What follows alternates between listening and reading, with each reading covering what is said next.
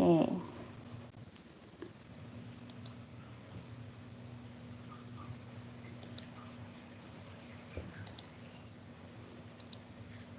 Kalau di list presensi ada berapa mahasiswa ya? Ada yang tahu tidak?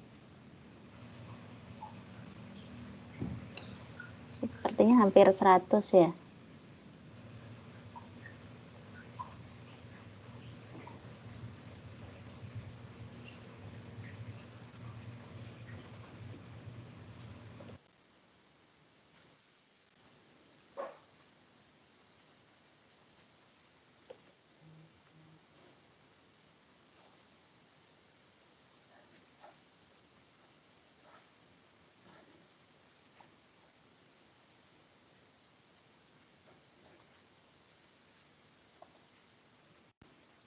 Oke, sudah ada. Berarti untuk mahasiswa sudah 52 yang join.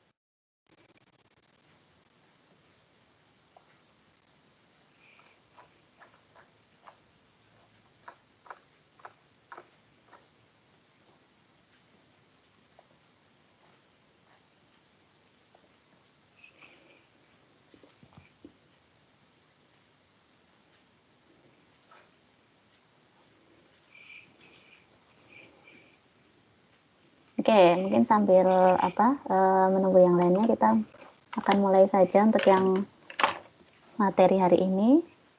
Sebelumnya, selamat pagi. Assalamualaikum warahmatullahi wabarakatuh.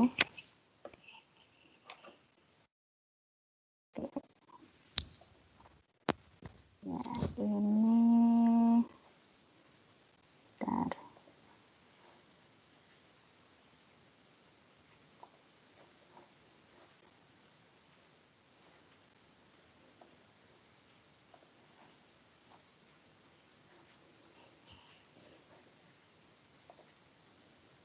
Kita masuk ke PowerPoint.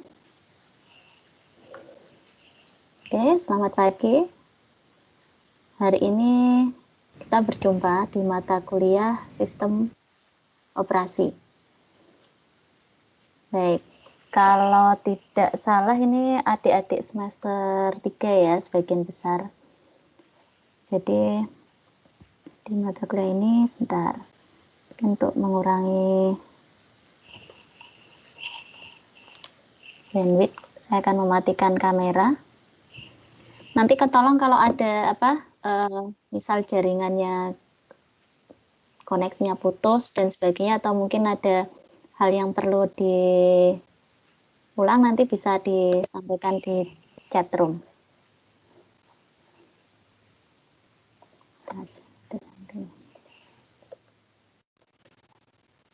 Baik, ini kan saya buat ke slideshow.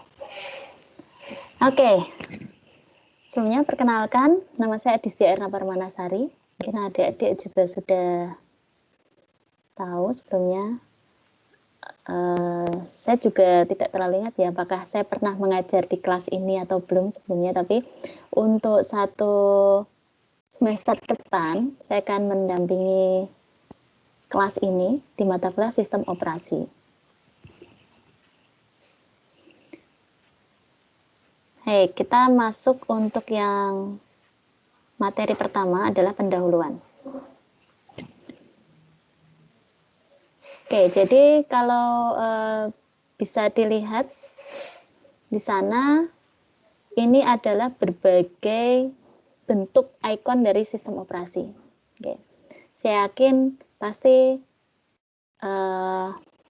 adik-adik sudah cukup paham. Bahkan dari sekarang kalau kita melihat dari kebiasaan kita ya, dari bangun tidur pun kan biasanya mungkin akan mengambil gadget, kemudian membuka laptop dan sebagainya. Nah, jadi dalam satu hari, kalau Anda mau menghitung berapa kali Anda mengakses sistem operasi, baik itu yang di laptop, misalkan Anda menggunakan Windows pun kan ada bermacam-macam ya. Sekarang kita ada Windows 10, tapi sebelumnya pasti pernah juga ada menggunakan. Atau mungkin kalau Anda membuka HP, oke, pasti Anda pernah menggunakan Android. Atau mungkin si pengguna iPhone menggunakan iOS. Nah, yang akan kita pelajari di sini, oke, ini digambarkan beberapa bentuk sistem operasi lain. Yang akan saya berikan untuk mata kuliah ini, itu bukan bagaimana Anda mengimplementasikannya, menggunakannya. Saya yakin kalau sebatas menggunakan sistem informasi, tidak perlu mahasiswa TI, itu juga sudah biasa. Tetapi kita akan belajar basic konsep dari sistem operasi. Mulai dari awal sistem operasi itu berjalan, kemudian nanti Anda juga akan belajar berbagai bentuk konsep dasarnya, apa sih behind the sistem operasi, cara berjalannya, bahkan mulai nanti Anda mengenal apa itu proses, kemudian bagaimana proses itu berjalan di sistem operasi, bagaimana dia sampai menampilkan di layar display outputnya, itu nanti akan sama-sama kita lihat. Oke, jadi di gambaran ini adalah berbagai bentuk sistem operasi yang ada. Ini hanya gambar apa ya, sebagian kecil ya. Contohnya kalau kita melihat ke Windows, dari perjalanan Windows, mulai dari dia bentuknya berbentuk belum Windows ya, masih yang DOS Prom berwarna hitam putih, sampai sekarang berbasis GUI ke Windows. Windows pun kan perjalanannya cukup lama, mulai dari nanti Windows 31, kemudian ada Windows 95, 98, dan seterusnya sampai sekarang kita kenal Windows 10. Bahkan Windows 10 pun kan berbeda-beda, ada yang education ataupun yang lainnya. Nah, lalu apa yang dimaksud dengan sistem operasi? Sebelumnya kita perlu tahu definisinya. Sistem operasi adalah pengelola seluruh sumber daya yang terdapat pada sistem komputer dan menyediakan sekumpulan layanan atau sistem call ke pemakai sehingga memudahkan dan bisa memberikan kenyamanan penggunaan serta bagaimana kita nantinya akan bisa memanfaatkan sumber daya sistem komputer yang ada. Atau kalau mau kita definisi yang lebih simple, misalkan kita di sini sebagai user, sebagai pengguna, kita kan perlu berinteraksi dengan komputer, berinteraksi dengan hardware-nya. Nah, sistem operasi itu adalah jembatan di antara sistem komputer, hardware, dengan pengguna. Oke, penghubung, dia berfungsi sebagai penghubung. Nah, ini saya berikan di sini gambaran terkait dengan kalau kita buat dalam sebuah animasi. Di bagian atas ada banyak user. Oke. Kalau kita menilik kembali ke bentuk sistem operasi yang lama, itu kan masih bersifat uniprocessing. Jadi satu sistem yang bisa diakses satu orang. Sekarang kita tahu bahwa dengan model yang ada sekarang, maka bahkan satu file pun Anda bisa mengakses bersama-sama dari end user. Nah, ini digambarkan di sini. Ini ada user 1, 2, 3 sampai user N. Kemudian dia perlu terhubung dengan hardware. Hardware di sini adalah ada CPU, RAM, I/O. Nah, di tengah-tengah kita itu punya software. Oke, software ada dua. sistem software dan juga application software. Nah, kedua software ini nantinya akan berada di sistem operasi. Jadi kalau Anda membuka laptop, Anda membuka HP, Anda hidupkan power on, oke, Anda hidupkan komputer. Itu kemudian Anda melihat tampilan yang ada di dalamnya, software-software yang ada di dalamnya, nah itu dia bekerja di dalam sistem operasi. Nah, di sini sendiri untuk application software ini ada berbagai user application yang bisa masuk di sana. Salah satunya word processor. Anda menggunakan Microsoft Word. Kemudian ada spreadsheet, ada compiler, ada text editor, web browser, dan lain sebagainya. Itu adalah contoh-contoh dari software aplikasi. Okay. Nah, di sini saya akan menunjukkan cara kerja sistem operasi. Ini ada video singkat. Oke, sama-sama kita lihat.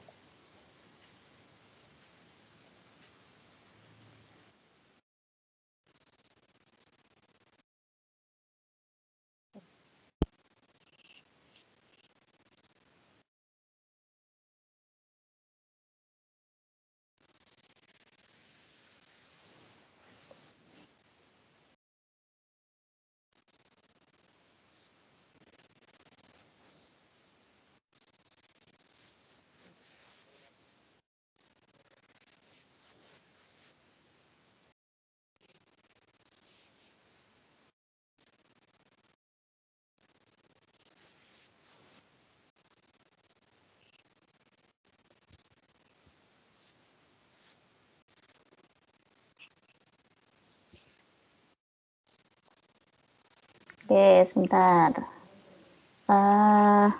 Ini videonya suaranya tidak masuk. Coba saya set.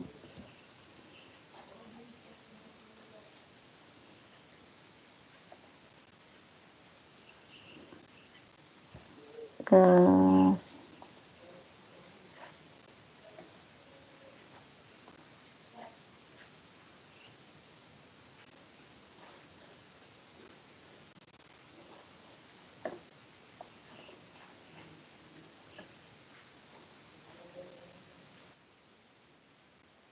nanti saya akan coba ini ya, coba cari settingan untuk videonya supaya bisa tertampil suaranya. Ya paling tidak Anda bisa melihat dulu ini tampilannya seperti ini. Untuk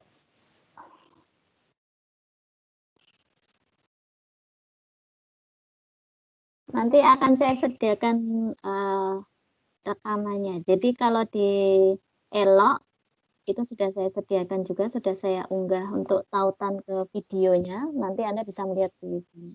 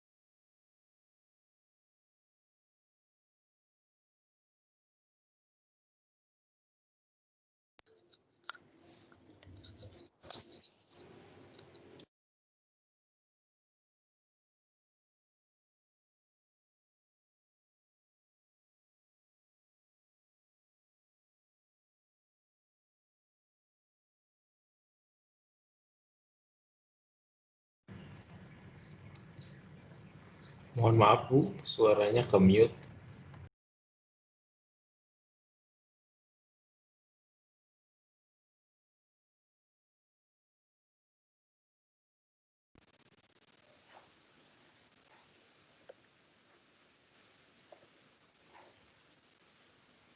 Halo, sudah masuk ya? Masuk, Bu. Masuk, Bu. Bentar, saya sekalian cek videonya atau tadi karena mute. Kalau ini keluar tidak, coba. Computers are used for so many different tasks. Keluar, Halo? Bu. Playing games, Benar. Oke. watching video, Oke, jadi sebelumnya maaf tadi karena apa? Jadi tampilan, jadi saat saya membuka tadi PowerPoint, ternyata itu saya tidak bisa membuka si apa ini namanya Teams-nya. Jadi ini tadi kalau tadi mute mungkin karena tadi ya saya tidak tahu posisinya mute atau tidaknya. Nanti silahkan. Jadi kalau selama kuliah, karena ini kan kuliahnya sistemnya daring ya. Jadi kalau memang di pertengahan nanti ada yang belum dipahami atau mungkin ada kesalahan teknis yang lain, silahkan Anda langsung open mic saja. Jadi silahkan Anda langsung interupsi saat itu juga. Oke, jadi seperti itu. Oke, saya akan kembali lagi ke PowerPoint. Ini tadi gambarannya, yang tadi user 1, 2, dan 3 tadi. Mungkin kalau tadi posisinya masih mute karena itu, tapi tidak masalah, nanti ini rekamannya sudah saya unggah di Elok, nanti Anda bisa join ke sana. Oke, kita sekarang masuk ke fungsi dan sasaran dari sistem operasi. Untuk video nanti bisa Anda lihat sendiri. Oke, saya matikan dulu videonya sebentar.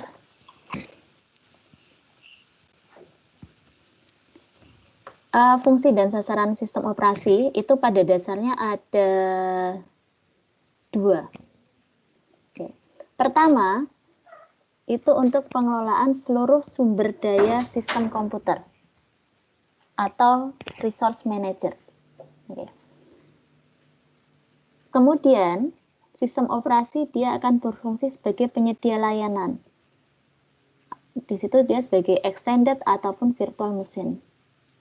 Tujuannya apa? Dia akan menyediakan sistem call ke pemakai sehingga dapat memberikan kenyamanan dan kemudahan penggunaan. Seperti di awal tadi sudah saya jelaskan. Jadi bagaimana dia sebagai jembatan antara hardware dan juga pengguna. Oke. Sehingga kalau kita gambarkan sekarang, kalau sekarang kan semua sistem operasi hampir bentuknya sudah nih ya berbasis grafis ya, berbasis GUI. Anda bahkan sekedar Anda ingin membuka file, Anda ingin membuka folder tertentu, Anda ingin membuka aplikasi tertentu kan sudah ada di sana ikonnya, sudah ada shortcut-nya, sehingga cukup Anda klik, maka dia akan menyampaikan tadi instruksi yang diberikan oleh user itu ke pengguna.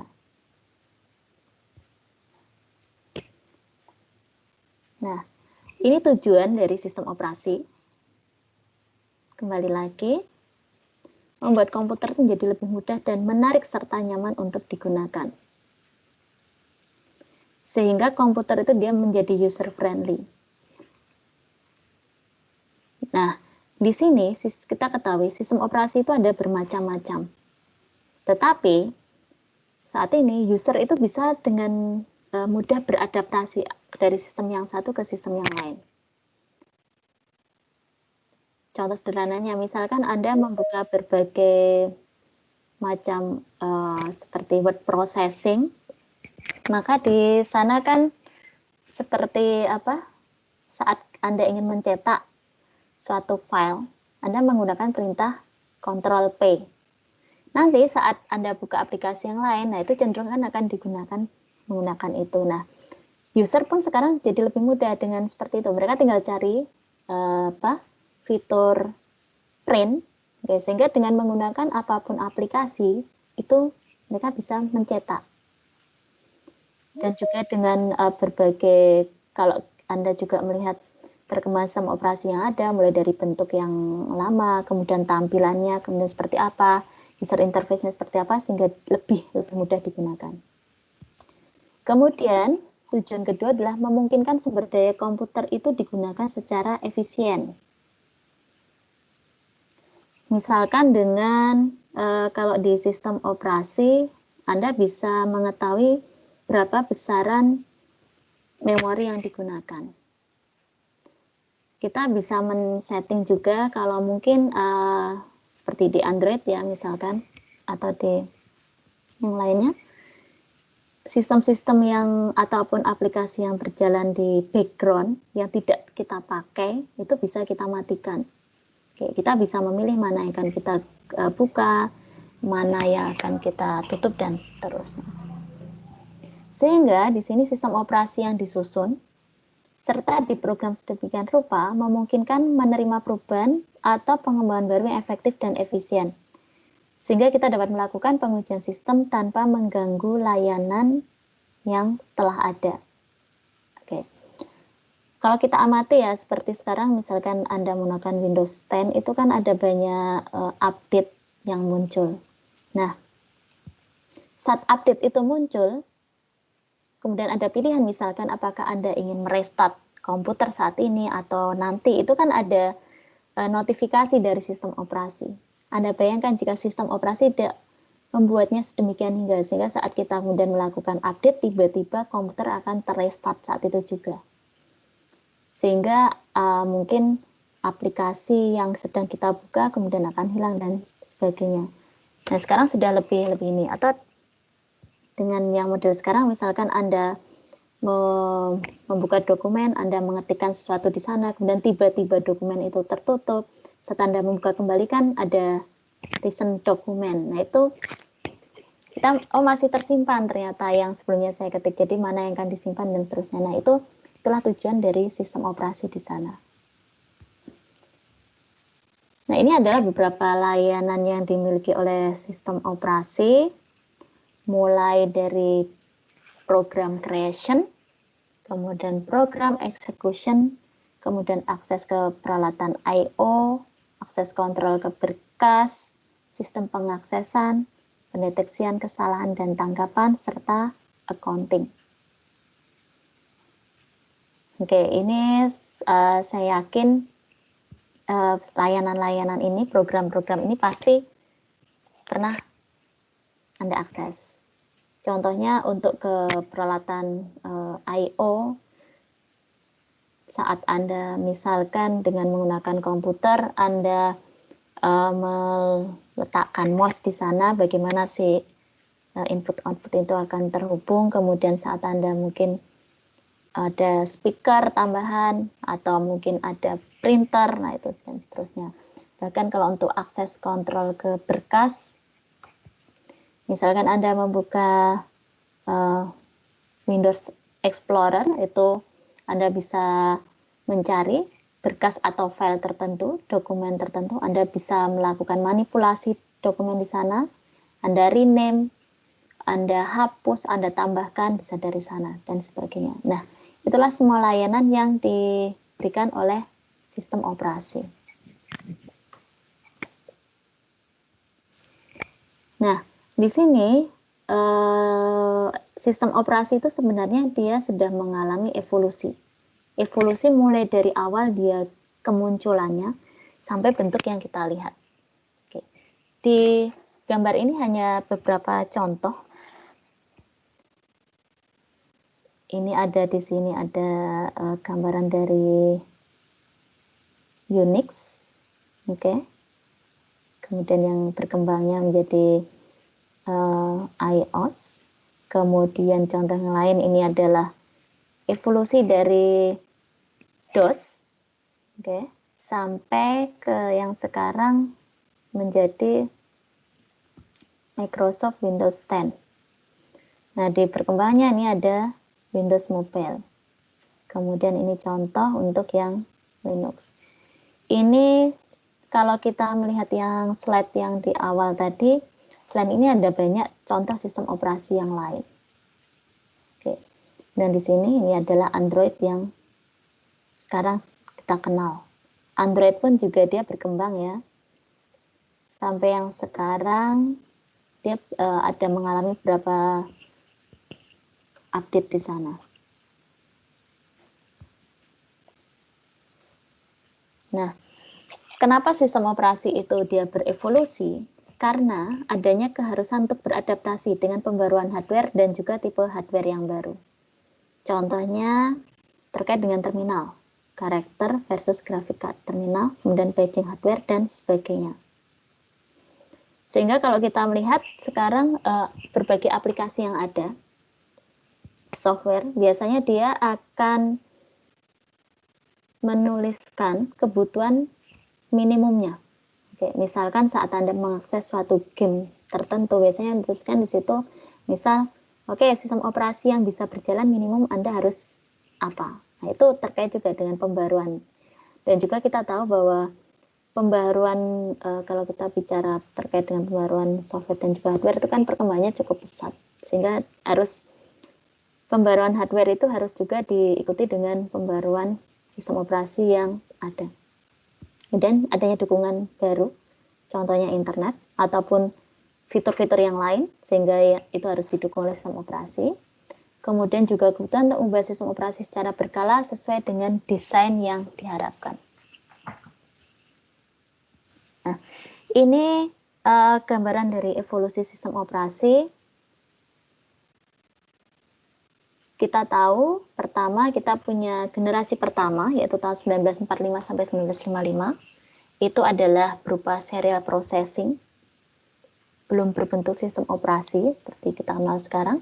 Kemudian generasi kedua, itu simple batch operating system. Generasi ketiga, kita mengenal multi-programming operating system. Dan yang sekarang itu adalah time sharing operating system.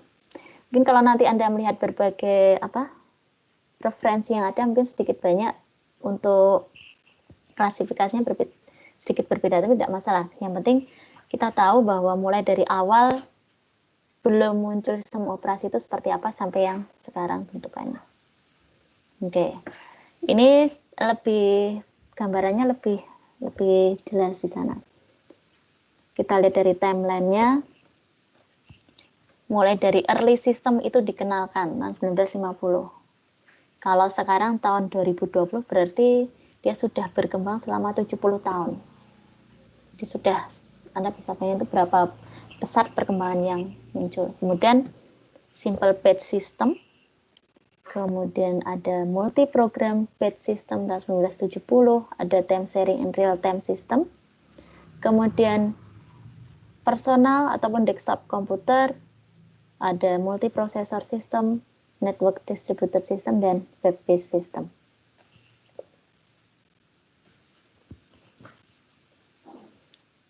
Oke, ini untuk kita lihat. Sampai sini ada yang ingin mungkin berkomentar? Tidak, atau mungkin ditanyakan?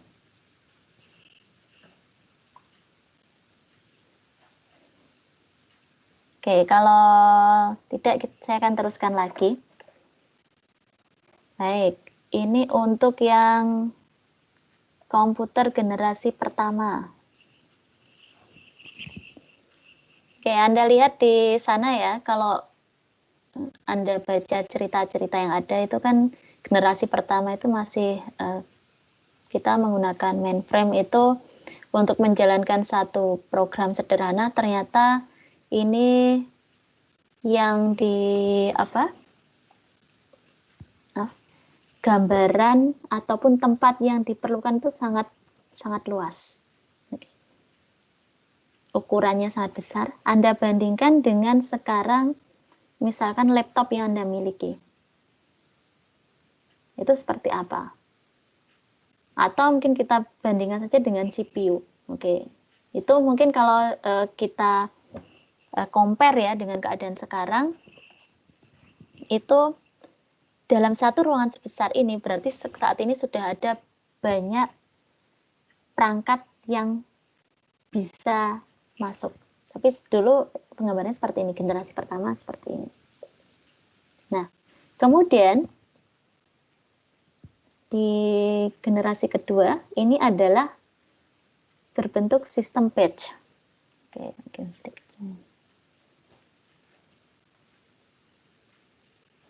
Oke, ini sistem batch di sini.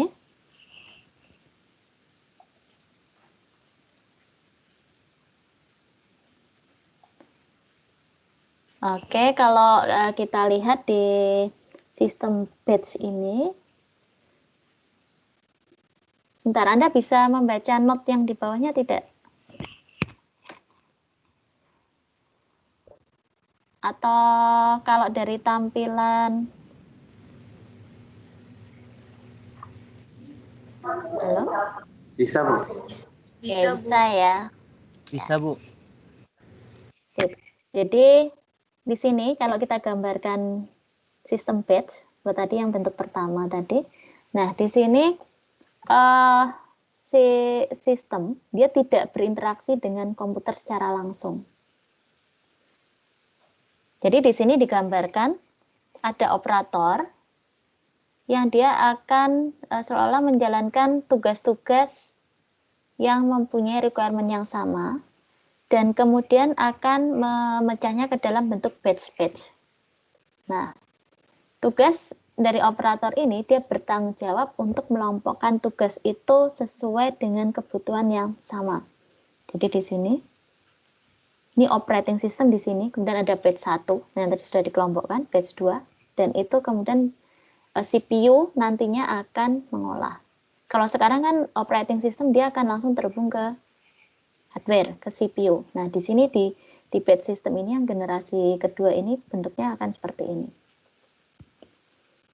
Kemudian yang bentuk ketiga itu adalah multiprogramming.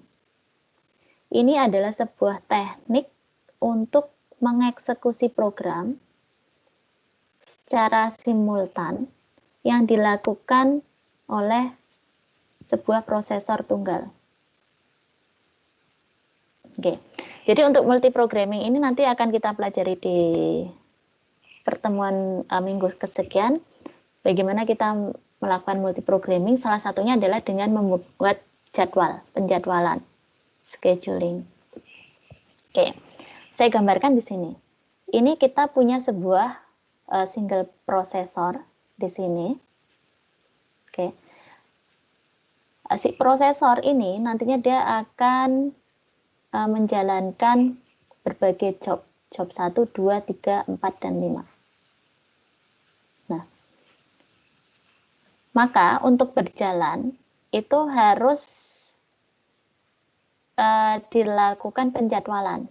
Oke, Anda lihat misalkan, nah untuk penjadwalan ini nanti juga bisa berbeda-beda. Kalau sekarang kita ambil contoh yang mudahnya, kita menggunakan penjadwalan yang first come, first serve. Jadi, mana tugas yang masuk pertama, itu yang akan diproses. Nah, ini P1 itu proses 1.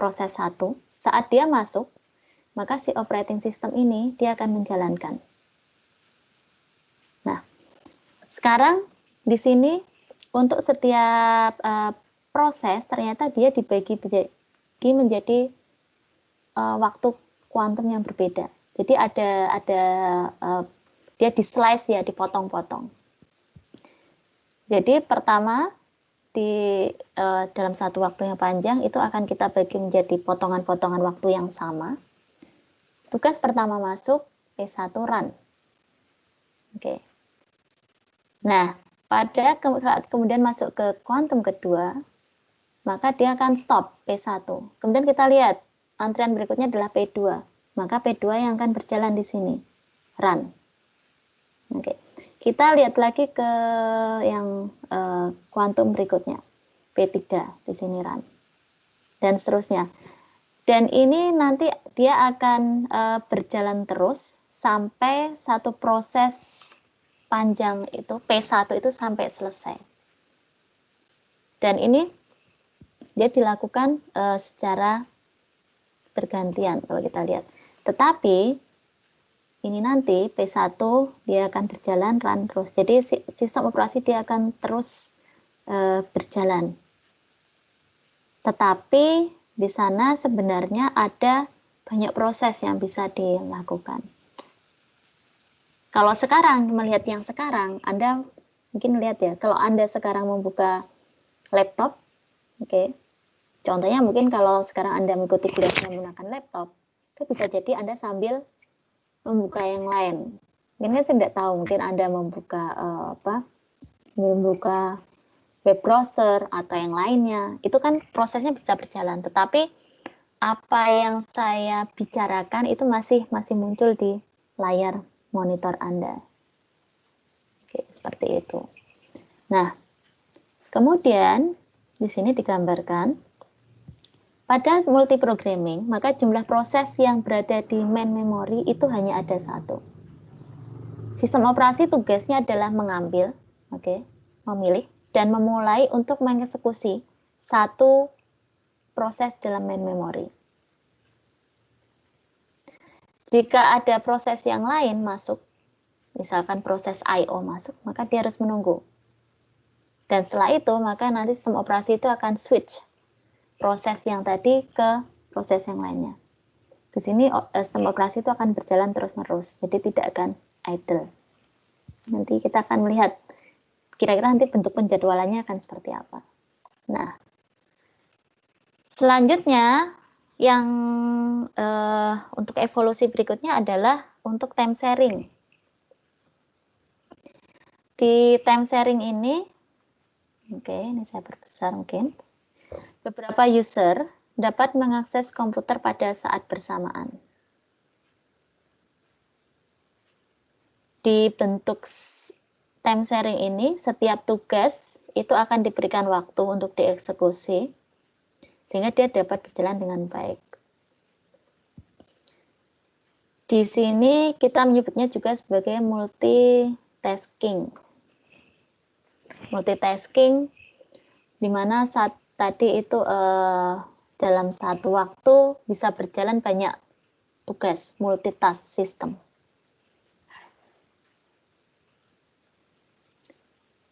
Untuk yang pendekatan ini, time sharing yang kita kenal sekarang,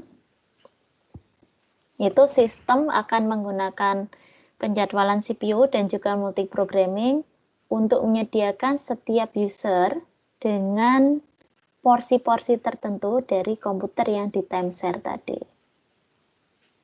Oke, di sini digambarkan untuk time sharing, kita punya satu operating system di sana. Nah, pada saat yang bersamaan, kita bisa menjalankan Word, kita bisa menjalankan buka email, bisa buka web browser, bahkan mungkin Anda sambil mungkin mengunduh satu file, mungkin berukuran besar sehingga harus menunggu. Di saat yang bersamaan Anda bisa mungkin nyetel lagu, nyetel video, bahkan Anda bisa sambil membuka dokumen, Anda mengetikkan satu, dan semuanya itu diolah oleh sistem operasi yang nantinya terhubung ke CPU. Nah, ini untuk video kedua. Mestinya tadi karena yang pertama ternyata tadi ya belum saya unmute, saya akan tampilkan untuk yang kedua.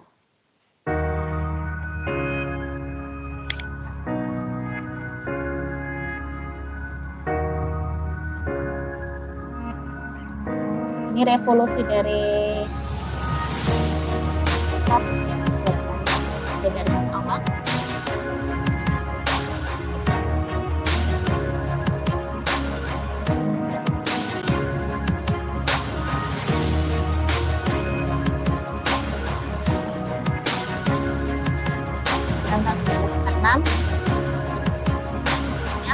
Dan jadi effect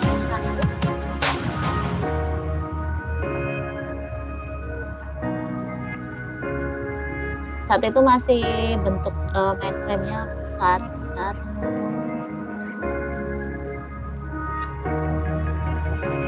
belum sekecil yang kita lihat. Dan kalau kita lihat gambaran yang dulu, ukuran set kan yang sekarang itu ini tahun 1980.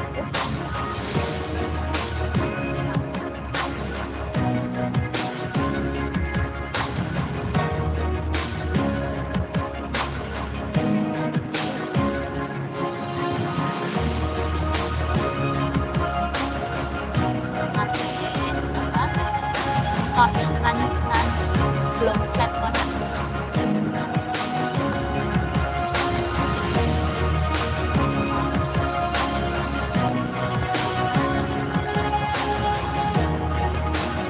Oke, kalau kita melihat di sini,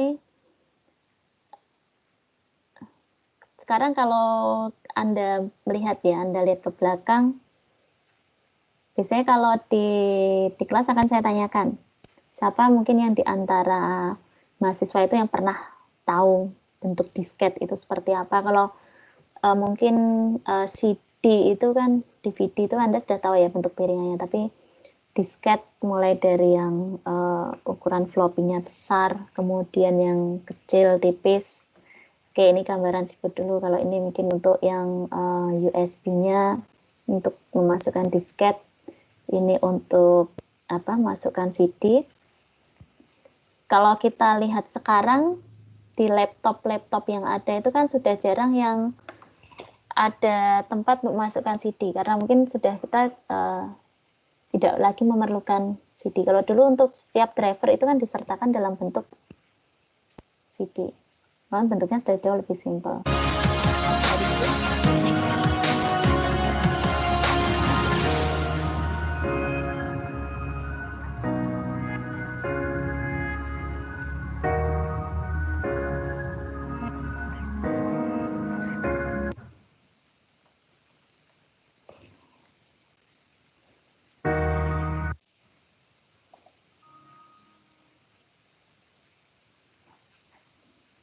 Oke, ini kemudian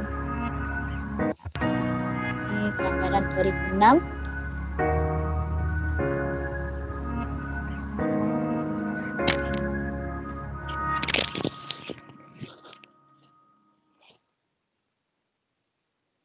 Kemudian ini di tahun 2008, ini gambaran dari Apple komputer.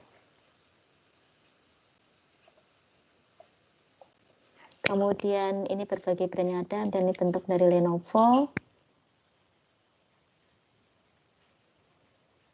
Ini kira-kira gambaran tahun 2014. Ini ada brand Dell. Oke, 2016.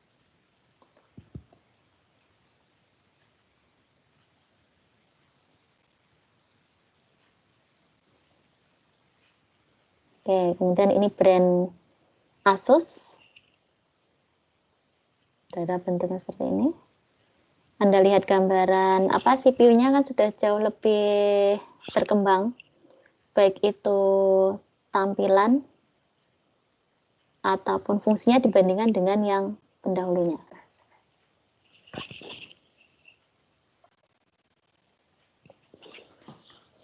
Baik, itu tadi kira-kira pendahuluan. Untuk video, selain video yang kita record hari ini, saya nanti sudah menyiapkan yang video overall dari PowerPoint. Jadi silakan nanti Anda bisa mengakses di Elok. Nah, ini kira-kira topik pembelajaran kita selama 1 semester. Kemudian satu yang perlu saya tekankan di sini ya, untuk semester ini kan mungkin sedikit berbeda ya, spesial. Mungkin kita sudah dari yang saya akan oke, jadi ini sudah dibandingkan dengan yang kalau Anda mengikuti yang semester 1 Anda dulu mungkin berbeda dengan apa yang kita lakukan kali ini. Jadi untuk kemungkinannya selama paling tidak sampai UTS kita akan pembelajaran daring. Dan juga satu hal lagi yang perlu saya beritahukan, kuliah kita tidak lagi 14 kali seperti biasanya. Tetapi saya hanya akan juga Bapak Ibu dosen yang lain, kita akan memberikan kuliah itu selama 10 kali. Tetapi saya akan mengusahakan bahwa topik pembelajaran yang Anda peroleh selama 10 kali itu nantinya bisa mencakup 14 kali materi yang ada. Nah, ini kira-kira untuk yang topik pembelajarannya seperti ini, mulai dari overview dari sistem operasi yang saya kenalkan hari ini, kemudian minggu depan kita akan belajar tentang sistem komputer, kemudian sistem operasi dan seterusnya, sampai ke terakhir, mestinya materi yang kita cakup adalah operating system case study. Tapi nanti mungkin ada beberapa materi yang akan saya minta Anda untuk mungkin belajar mandiri.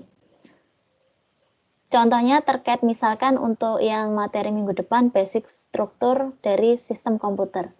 Nah, materi ini sebenarnya saya yakin Anda sudah pernah memperolehnya di mata kuliah yang lain. Tapi nanti akan tetap saya sediakan tautannya, materinya, PowerPoint-nya. Jika nanti ada yang mungkin perlu ditanyakan, nanti akan kita diskusikan di saat pembelajaran daring. Berarti kalau sistem operasi kita ketemu di hari Senin jam 10. Saya akan menghidupkan video. Jadi tadi materinya seperti yang saya tampilkan tadi. Kemudian untuk materi kuliah, silahkan setelah kuliah ini Anda mengakses di Elok, di DTT S1 2020 K1 sistem operasi ya, atau ini mungkin kalau namanya panjang Anda bisa googling sistem operasi. Ini tautannya, ini tautan untuk eloknya akan saya share di chat room. Oke.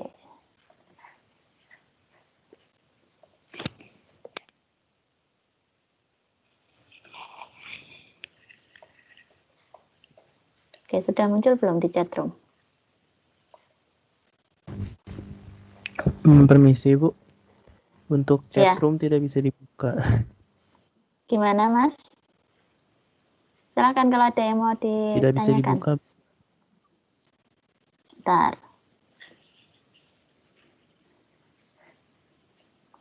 Atau ini masih chat saya masih ke ini ya?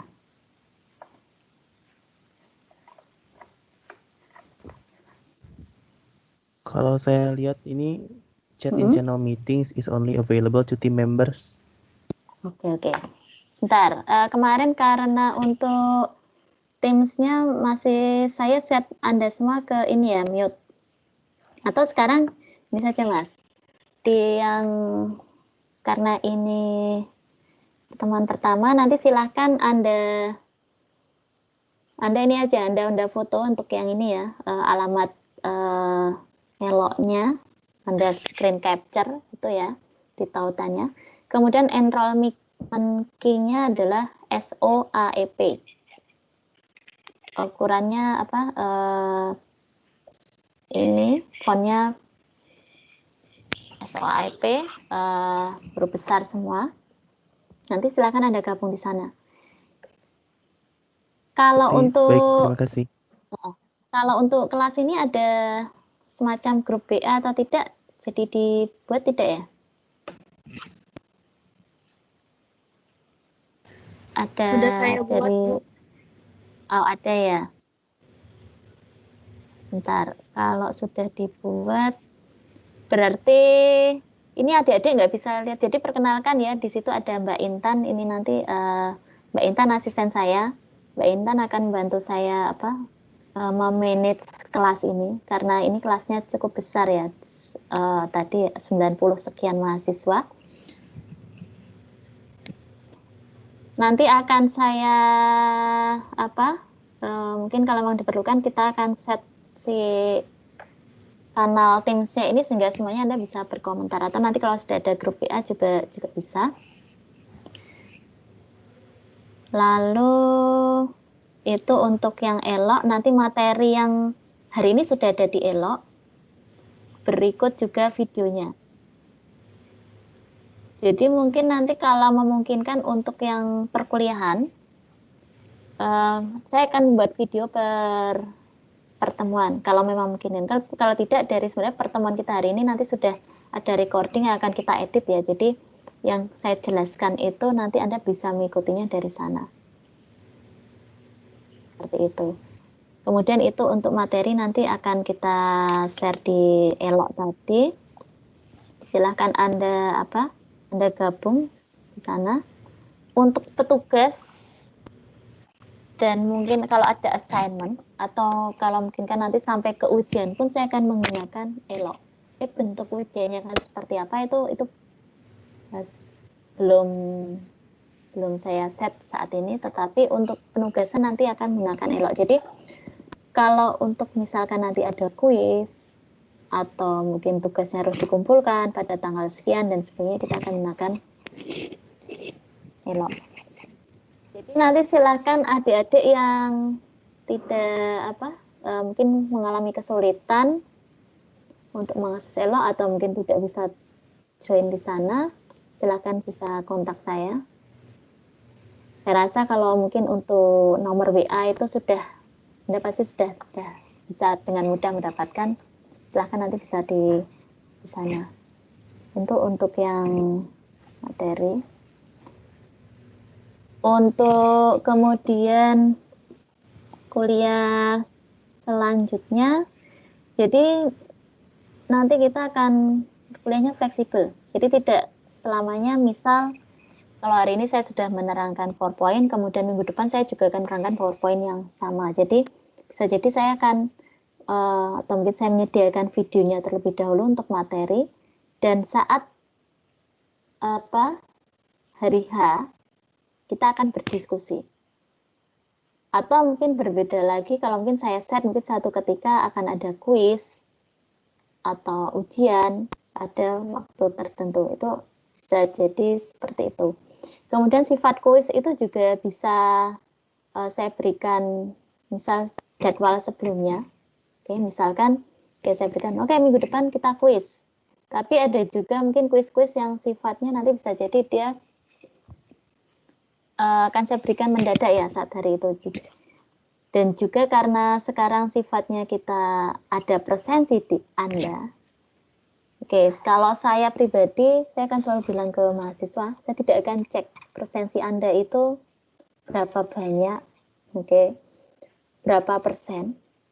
Karena itu nanti akan mempengaruhi apakah Anda nanti bisa ikut ujian atau tidak. Itu kan ada minimum requirement-nya. Hanya sekarang juga kita sadari ya untuk daring itu kan mungkin kesulitannya mungkin berbeda dengan beda dengan yang sebelumnya ya. Mungkin ada yang terkendala sinyal, mungkin ada yang pas harusnya daring kuotanya habis, atau kalau yang semester lalu ada mahasiswa yang saat dia harus ujian ternyata mati lampu sehingga tidak dapat koneksi. Itu kan hal yang bersifat teknis seperti itu. Silakan kalau ada kesulitan semacam itu Anda komunikasikan dengan saya. Oke ya. Jadi saya tahu Anda tidak gabung kuliah karena apa, Anda tidak bisa ikut ujian karena apa. Itu jelas. Sepanjang memang alasan itu memang bisa terima. Oke, kira-kira ada pertanyaan tidak terkait dengan kuliah kita selama 1 semester ke depan ini? Berarti ini baru kuliah perdana. Nanti untuk yang chat room-nya akan saya set sehingga nanti bisa, atau mungkin untuk kanal informasinya. Karena pertemuan pertama itu sudah terselenggara hari ini, nanti akan kami buka sehingga Anda mungkin nanti gabung ke Teams. Jadi kalau ada mungkin pengumuman-pengumuman, kalau tidak bisa lewat WA ataupun Elo akan saya sampaikan lewat Teams. Oke, sebelum ini ada mungkin pertanyaan, komentar.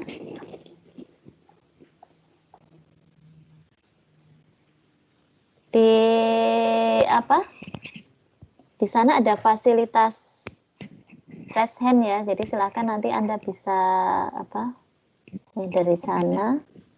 Kemudian sebentar.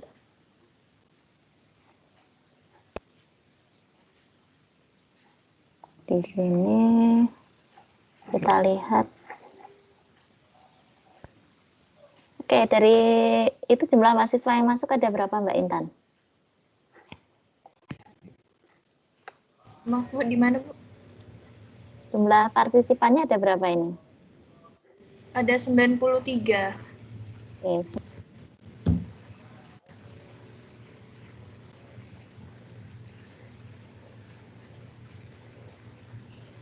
itu berarti exclude kita berdua 91 ya. Oke, jadi sudah hampir 100% yang join.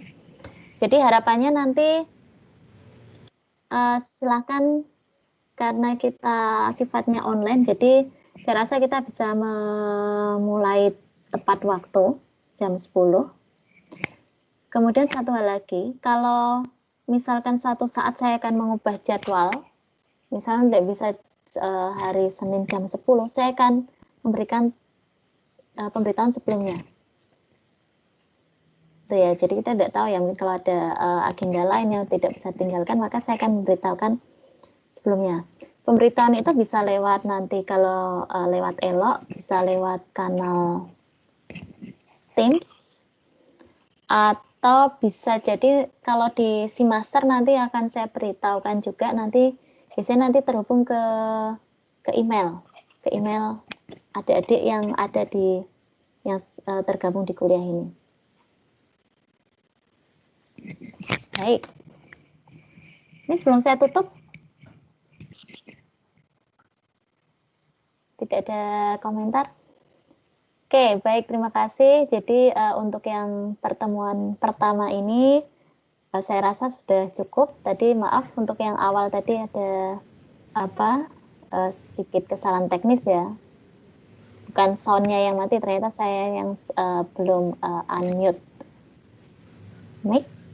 Untuk materi setelah ini saya akan langsung cek di Elo. Saya harapkan semua mahasiswa sistem operasi di kelas saya nanti Anda bisa gabung di Elo. Jadi materi akan semua kita share di sana. Baik, kalau tidak ada mungkin pertanyaan dan lainnya nanti bisa Anda juga sampaikan nanti kalau ada saran, masukan. Kemudian mungkin untuk yang kuliah perdana sistem operasi kali ini saya cukupkan sampai sekian terlebih dahulu. Terima kasih atas atensinya.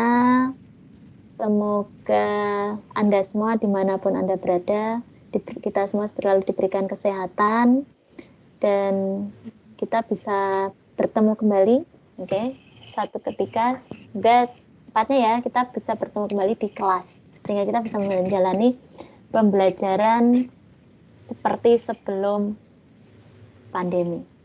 Terima kasih semuanya, selamat pagi dan wassalamualaikum warahmatullahi wabarakatuh. Waalaikumsalam. Waalaikumsalam warahmatullahi wabarakatuh. Terima kasih banyak. Selamat Terima kasih, Bu. Terima kasih, Bu.